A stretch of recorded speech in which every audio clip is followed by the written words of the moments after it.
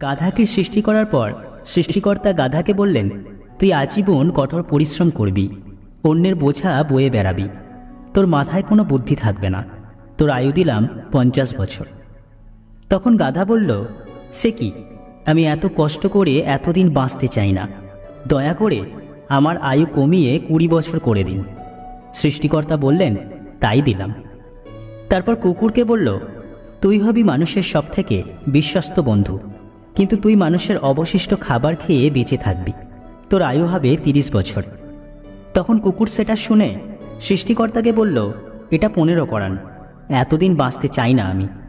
এতে সৃষ্টিকর্তা রাজি হয়ে গেলেন। এরপর সৃষ্টিকর্তা বানরকে বললেন, তোর একমাত্র কাজ হবে এক গাছ থেকে অন্য গাছে যাওয়া আর তামাশা দেখিয়ে মানুষকে বিনোদন দেওয়া, তোর আয়ু 20 বছর। সে আবেগে কেঁদে বলল, যখন দেবেন তখন 10 বছর দিন, আমি এত বড় আয়ু নিয়ে কী করব। এইবার সৃষ্টিকর্তা পুরুষকে বলল যে তুমি হবে সৃষ্টির শ্রেষ্ঠ জীব, সব থেকে জ্ঞানী ও বিচক্ষণ, তোমার আয়ু হবে 20 বছর। সে তো খুশিতে পাগল হয়ে গেল, কিন্তু এত মহৎ জীবন নিয়ে মাত্র 20 বছর। সে বলল, একটা কাজ করা যায় না, আমাকে গাধার ফেরত দেওয়া 30 বছর, কুকুরের 15 বছর এবং বানরের 10 বছর দিয়ে দিন।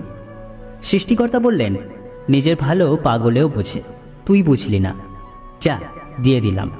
সেই থেকে ছেলেরা পুরুষ মানুষ হিসেবে বাঁচে 20 বছর, পরের 30 বছর গাধার মতো সংসারের বোঝা টানে, পরের 15 বছর ছেলে মেয়ে যা দেয় তাই খেয়ে পড়ে বেঁচে থাকে কুকুরের মতো, আর পরের 10 বছর বানরের মতো কখনো এক সন্তানের বাড়ি তো কখনো অন্য সন্তানের বাড়ি আর নাতি নাতনিদের বিনোদন দেওয়া প্রধান দায়িত্ব।